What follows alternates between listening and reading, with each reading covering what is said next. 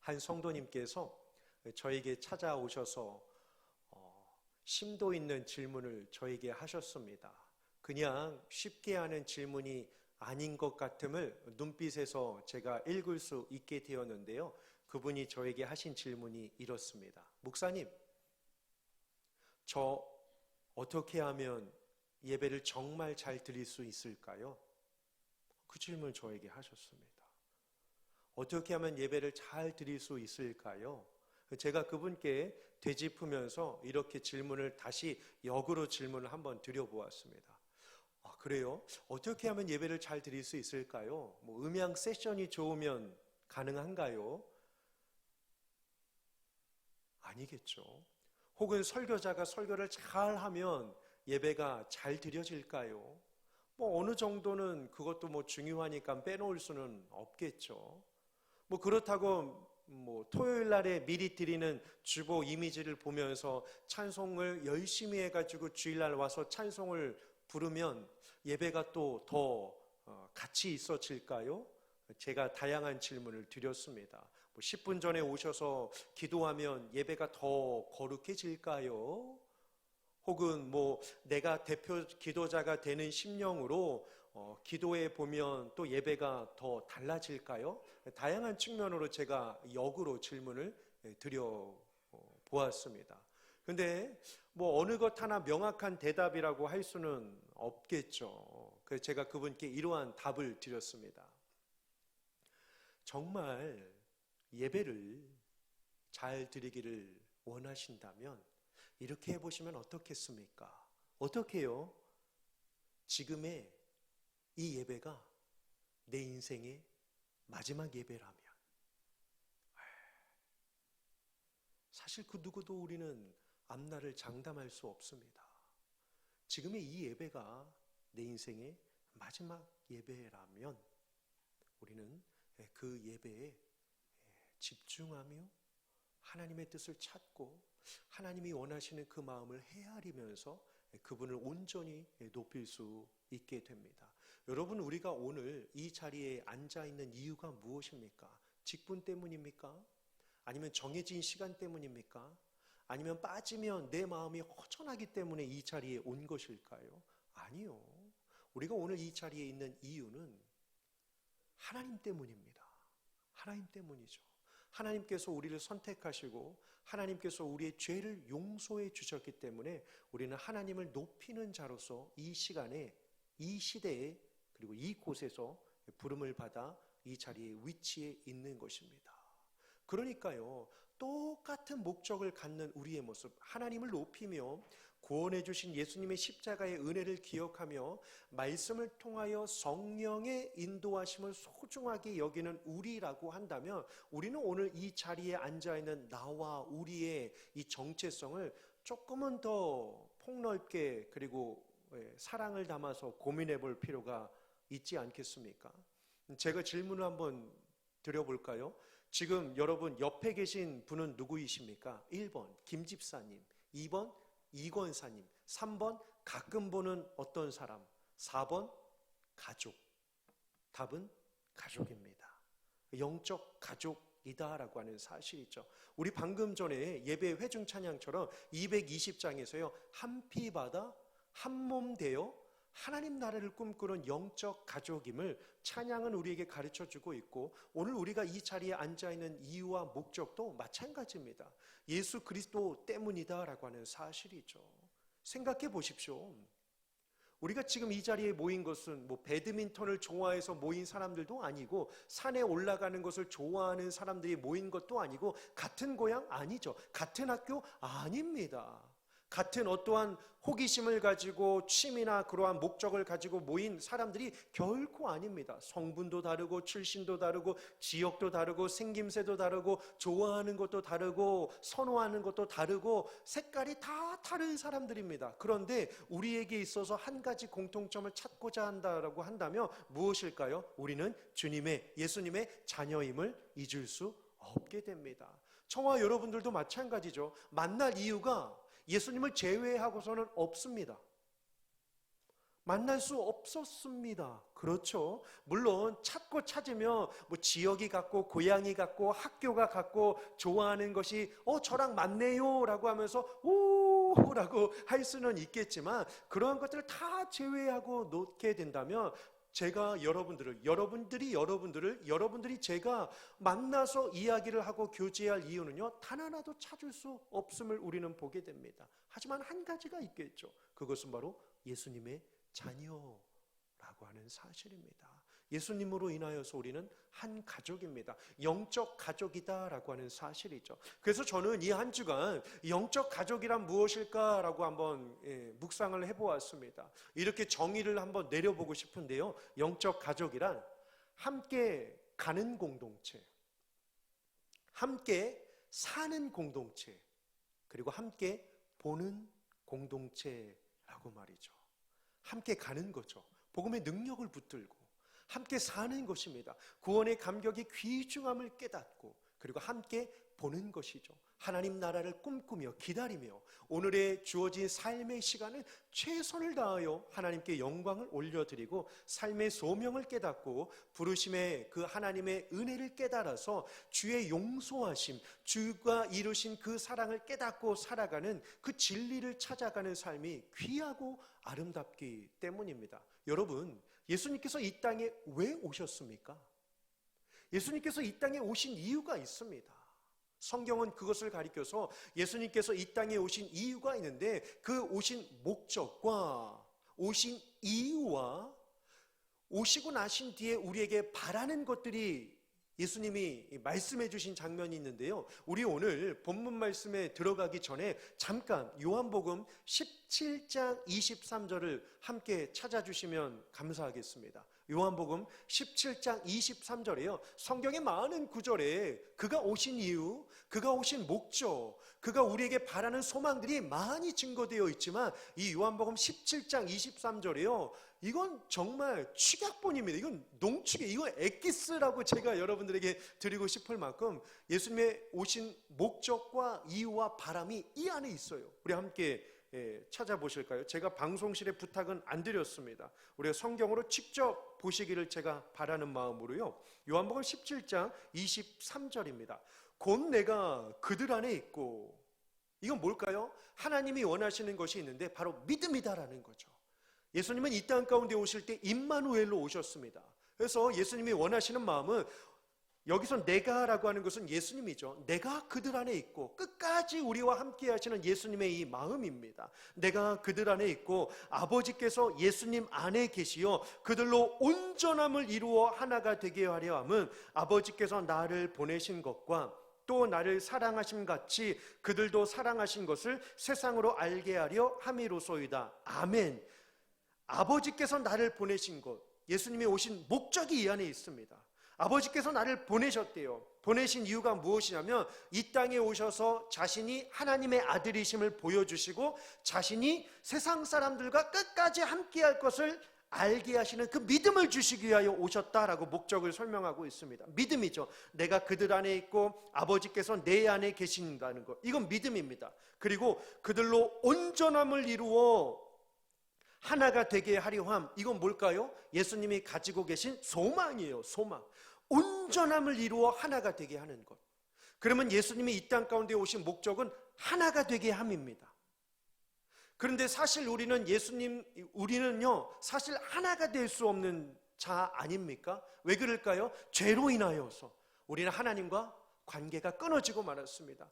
하나님의 형상으로 지음을 받았는데 죄로 인하여 그 관계가 단절되고 말았습니다. 그래서 예수님께서는 에베소서 말씀에 따르면 그가 친히 화목제물이 되셔서 막힌 담을 허무시고 우리와 하나가 되게 하시기 위하여 예수님께서 세상에 오셨다라고 성경은 우리에게 말씀해주고 있습니다. 그게 복음이죠. 그게 진리입니다. 죄로 단절된 우리와 하나님과의 관계를 회복함, 죄로 단절된 하나님과 우리와의 관계를 회복함이 여기 성경에서 말하고 있는 온전함입니다. 그들로 온전함을 이루어, 우리 스스로는 온전함을 이룰 수 없습니다. 누가 해주셔야 합니까? 예수님이 해주셔야 합니다. 그가 우리 대신 죽으셔야 했고 우리의 죄를 안으시고 그가 가지고 계시는 그 의를 우리에게 주셨기 때문에 우리는 이 시대에 온전함을 입게 된 하나님의 자녀라고 하는 사실을 우리는 결코 잊지 말아야 할 것입니다. 예수님의 소망이죠. 그들의 온전함을 입고 하나가 되게 하는 것, 이게 예수님의 소망이에요.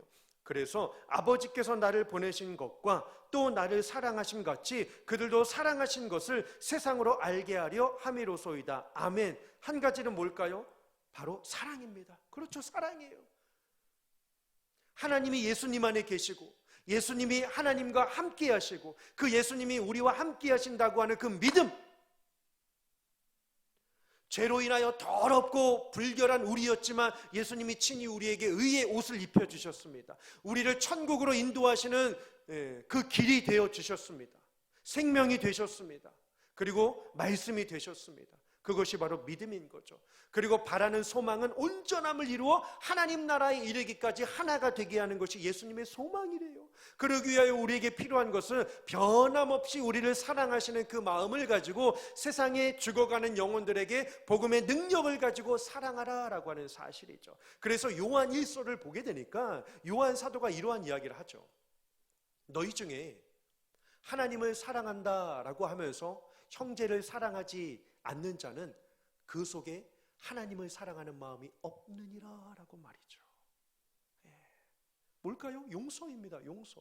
예수님도 이 땅 가운데 오신 이유가 하나 되게 하시기 위하여, 그리고 우리에게 그 용서의 사랑을 베풀어 주셔서 온전한 사랑을 이루고 온전한 제자가 되고 온전한 믿음의 길을 걸어가게 될 때 고난과 낙심이 와도 예수님의 함께 하심을 잊지 않고 살게 하시기 위하여 이 땅 가운데 오셨다라고 하는 사실이죠. 그러면 우리는요 어떻게 해요? 함께 가면 됩니다. 함께 복음으로 살면 됩니다. 함께 보면 됩니다. 하나님께서 우리를 인도해 주실 것을요. 그런데 우리에게 하나님과 함께 가며 하나님과 함께 살며 하나님을 함께 보지 못하도록 우리를 공격하는 요소들이 너무나도 많다라고 하는 사실입니다. 그 가운데 오늘 사도 바울 선생님께서 무엇을 이야기를 하냐면 오늘 6장 본문 1절 한번 돌아가 보실까요? 자, 본문입니다.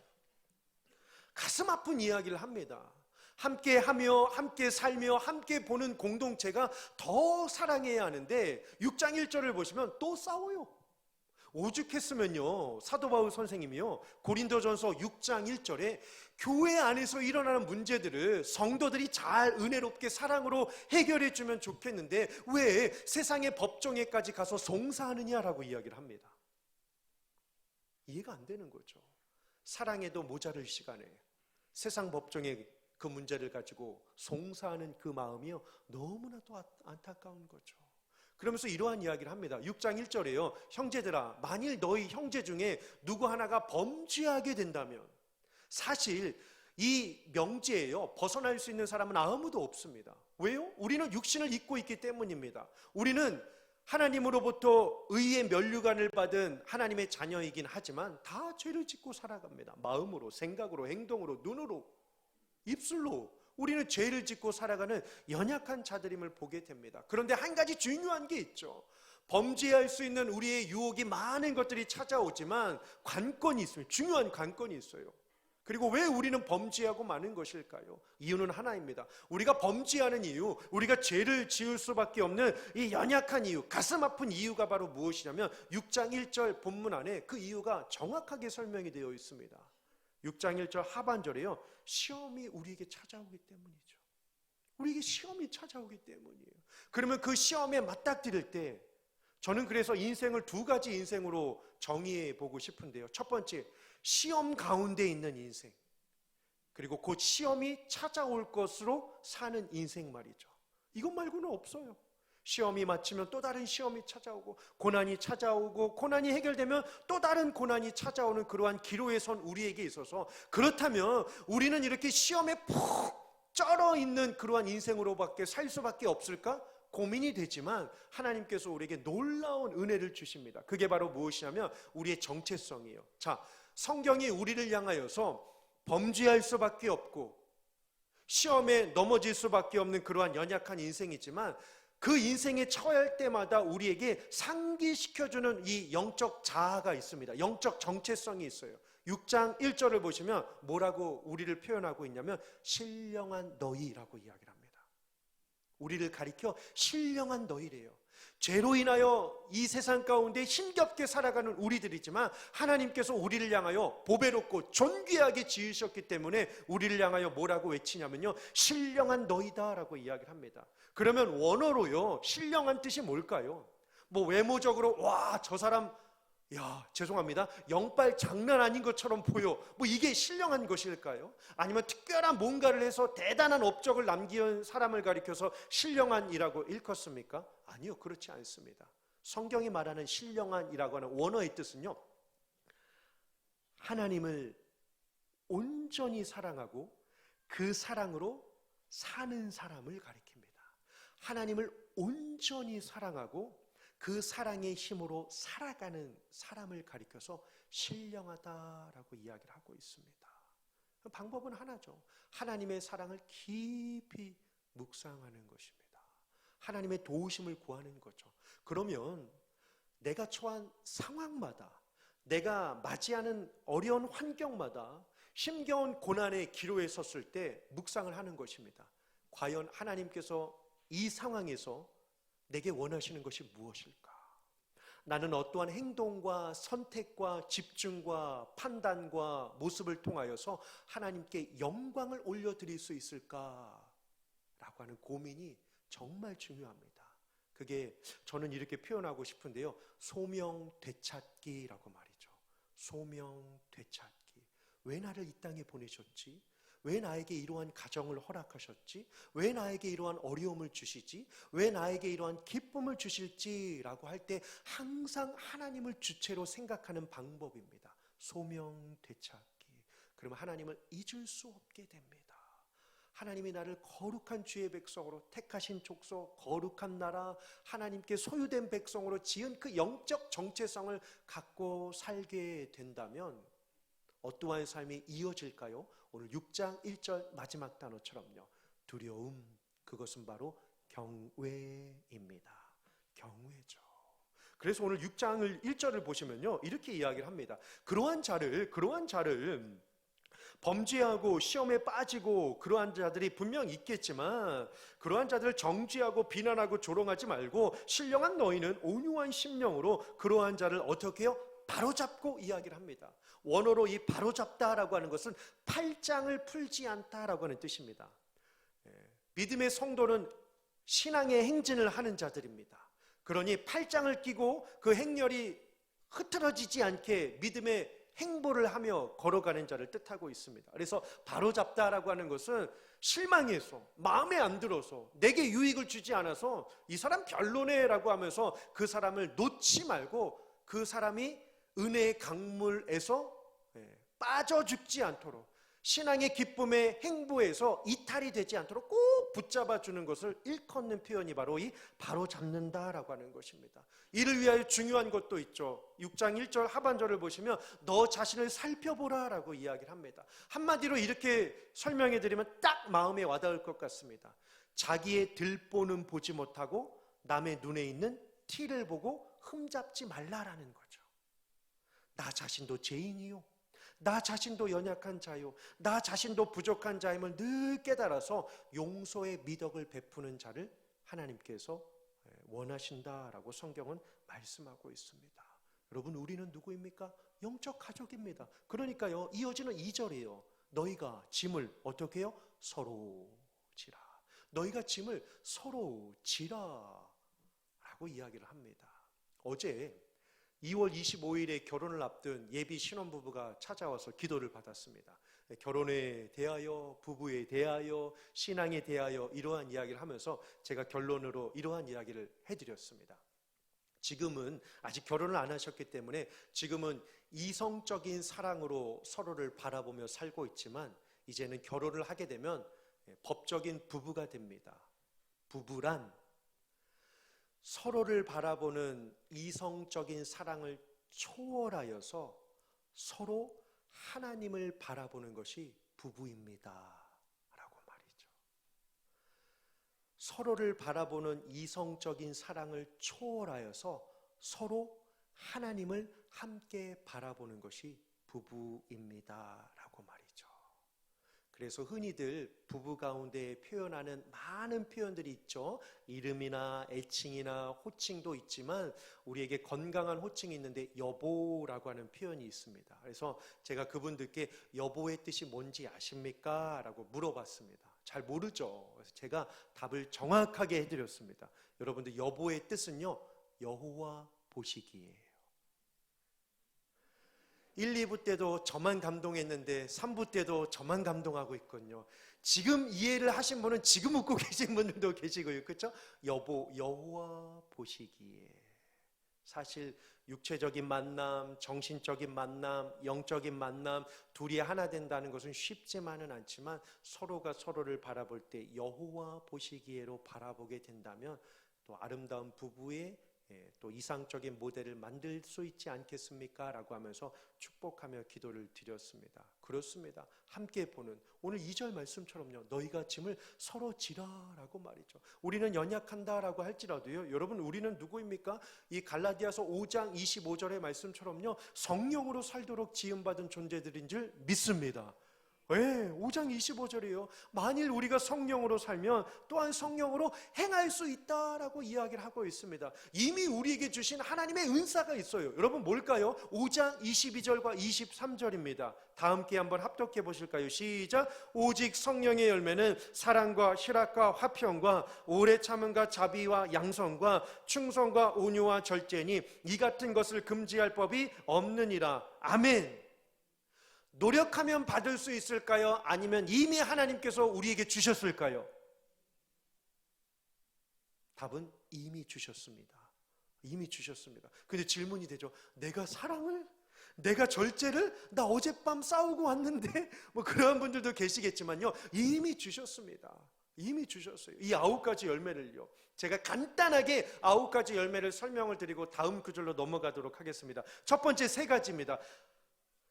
사랑과 희락과 화평입니다. 이거는 내가 하나님께 가져야 할 마음이에요. 내가 하나님께 가져야 할 마음이라고요. 사랑의 완성이신 하나님, 최고의 아름다움으로 우리에게 기쁨을 주시는 희락이신 예수 그리스도, 그리고 또한 화평을 이루사 깨닫게 하시는 성령의 일하심입니다. 이 3가지는 내가 하나님께 가져야 할 마음입니다. 이어지는 오래 참음과 자비와 양선은 누구에게요? 내가 이웃에게 행해야 될 태도예요. 오래 참음과 자비와 양선. 이어지는요, 충성과 온유와 절제는요, 내가 나를 다스려야 하는 마음입니다. 내가 나를 다스려야 하는 마음. 하나님 앞에 충성하고 마음이 온유하고 겸손한 예수님을 닮아가고 세상의 악한 것들, 이건 하나님이 기뻐하지 않으셔라고 하면서 절제할 수 있는 그 용기가 내가 나 자신을 만들어갈 수 있는 마음이에요. 그래서 어떻게 해요? 오늘 보면 6장 2절이에요. 그리하여 그리스도의 법을 성취하라 라고 합니다. 그럼 또 궁금하죠. 그리스도의 법이 뭘까요? 그리스도의 법은 갈라디아서 5장 14절에 이미 언급해 주셨습니다. 5장 14절이에요. 다 함께요. 시작. 온 율법은 내 이웃 사랑하기를 내 자신같이 하라 하신 한 말씀에서 이루어졌나니. 아멘. 3가지죠. 이웃을 사랑하고 나를 사랑하고 계명을 주신 하나님을 사랑하는 것, 이게 그리스도의 법입니다. 이웃을 사랑하고 나를 사랑하고 계명을 주신 하나님을 사랑하는 것을 성취하라 라고 이야기를 하고 있습니다. 그래서 우리에게 필요한 게 뭘까요? 내가 이렇게 살고 있는가, 살지 못하고 있는가를 깨닫기 위한 영적 분별력이 필요하다라고 해서 이어지는 6장 3절이 한마디로 영적 분별력을 가지라라고 성경은 우리에게 당부하고 있습니다. 만일 누가 아무것도 되지 못하고 된 줄로 생각하면 스스로 속임이라. 아멘이라고 말이죠. 이것이 되는가? 이것이 되지 않는 것인가? 이것이 가능한 것인가? 이것이 하나님이 원치 않는 것인가? 라고 하면서 속아 넘어가지 말고 영적 분별력을 가지고 하나님의 뜻을 기준으로 하여서 세상을 살라라고 말씀하고 있습니다. 그래서요, 4절이죠. 각각 자기의 일을 살피라. 그리하면 자랑할 것이 자기에게는 있어도 남에게는 있지 아니하리니. 잘 보셔요. 자기의 일을 살핍니다. 정체성을 봅니다. 신령한 삶을 추구합니다. 하나님의 계명을 사랑합니다. 하나님이 원하시는 것이 무엇인지를 묵상하며 살게 됩니다. 그러면 자기의 일을 점점 살피면 살필수록 내가 살아가면서 자랑할 것이 점점 그렇죠, 사라지게 되죠. 오히려 누구를 자랑하게 될까요? 누구를 높이게 됩니까? 누구를 사모하게 됩니까? 누구에게 영광을 올리게 됩니까? 누구를 최고의 기쁨으로 여기게 됩니까? 누구를 인생의 주인으로 삼게 됩니까? 전능하신 하나님이심을 믿으시기를 주님의 이름으로 축원합니다. 그래서 잠시만요. 예레미야 9장에서 예레미야 선지자가 이러한 이야기를 합니다. 너희가 만일 자랑할 것이 있거든 누구든지 너희의 용맹함을 자랑하지 말라. 너희의 지혜를 자랑하지 말라. 너희의 부함을 자랑하지 말라. 자랑할 자는 오직 이것으로 할지니 여호와를 아는 것을 자랑하며 살지라 라고 말씀을 하고 있습니다. 하나님을 높이는 삶, 하나님만의 참된 가족이 되어 영적 공동체를 이루어주신 하나님을 기뻐하시는 삶을 가지고서 우리에게 말씀해 주고 있습니다. 마지막 5절입니다. 각각 자기의 짐을 질 것이라. 아멘. 이에 우리는 한없이 하나님 앞에 겸손해야 함을 고백하며 살아가야 할 때입니다. 나도 부족한데 누구의 흉을 볼 일이 우리에게는 결코 필요하지 않기 때문입니다. 사랑하기도 모자른 이 시대 가운데 우리가 더 사랑하며 또 사랑하고 늘 사랑하며 살아가야 하지 않겠습니까? 여러분, 하나님은 우리에게 최고의 용서를 주신 분이십니다. 최고의 용서요. 세상을 사는 이치를 보십시오. 내가 무언가를 잘못했을 때 그 용서를 구하기 위하여 우리는 갖가지 수단을 동원합니다. 나를 이번에 용서해 주기만 한다면, 예를 들어서 직장에서 뭔가 잘못했어요. 상사에게 저를 이번에 용서해 주시기만 한다면, 모르겠습니다. 뭐 이론이 성립이 될지 안 될지는 그냥 너그러운 마음으로 들어주시면 감사하겠습니다. 큰 일을 회사에서 잘못을 했어요. 근데 용서를 구하는 데 있어서 이렇게 하는 것이 최선이다라고 생각을 해서 이렇게 이야기할 수도 있겠죠. 부장님, 이번에 저를 용서해 주시기만 하신다면 제가 앞으로 이 회사를 떠날 때까지 2시간 먼저 일찍 나와서 일하고 2시간 더 일을 하고 퇴근을 하겠습니다. 맞는 이야기인지는 모르겠습니다. 어설픈 이야기이긴 하겠지만 우리는 이러한 식으로라도 용서를 구하곤 합니다. 뭔가 또 누군가에게 큰 잘못을 했을 때 당신이 나에게 요구하는 것을 제가 평생 하도록 하면서 살겠으니 저를 제발 부디 용서해 주십시오. 무릎을 꿇기도 하고 엎드려 절하기도 하고 막 정말 죽는 신용까지 하는 그러한 모습을 우리가 보게 되죠. 혹은 예를 들어서 이번만큼 저를 용서해 주신다면 제가 매달 당신에게 50만 원씩 매달 입금하겠습니다. 얼토당토 안 된 이야기를 하게 됩니다. 왜요? 용서를 받아야만 하니까요. 그런데 한번 생각해 보십시오. 우리 중 그 누구라도 하나님 저를 구원해 주시기만 한다면, 하나님 저를 천국으로 인도해 주시기만 한다면 저는 주일 예배를 한 번도 빠지지 않고 다닐 테니 제발 저를 구원해 주십시오. 이야기한 사람이 있을까요? 없습니다. 없어요.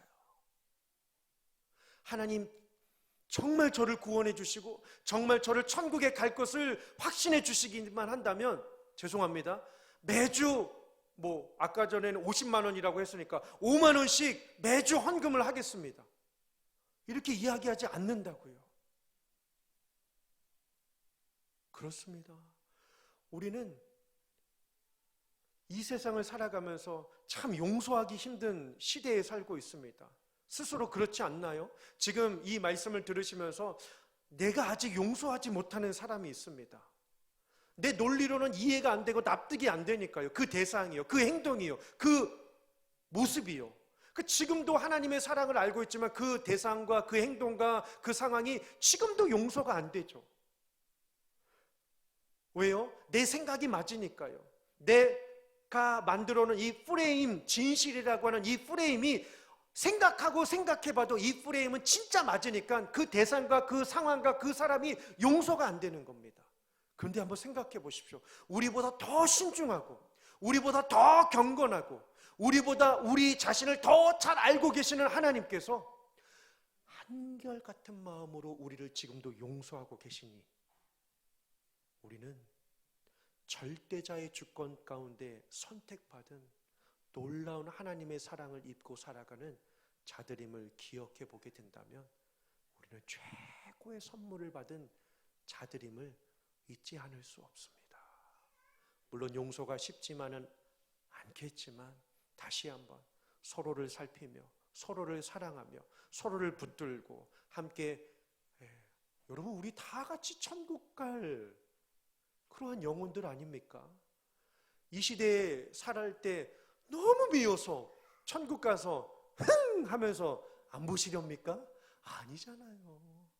그때는 더 품어주고 사랑하며 살아갈 터인데 이 땅에서도 사랑하며 품어주며 함께 살고 함께 가고 함께 보는 아름다운 영적 공동체가 되셔서 이 한 주간도 구원의 감격은 흘러차고 넘치고 복음의 능력이 필요한 자들에게 믿음으로 잘 전달해 주시어서 하나님의 나라를 확장하시는데 쓰임 받으시는 저와 여러분들 되시기를 주님의 이름으로 축원합니다.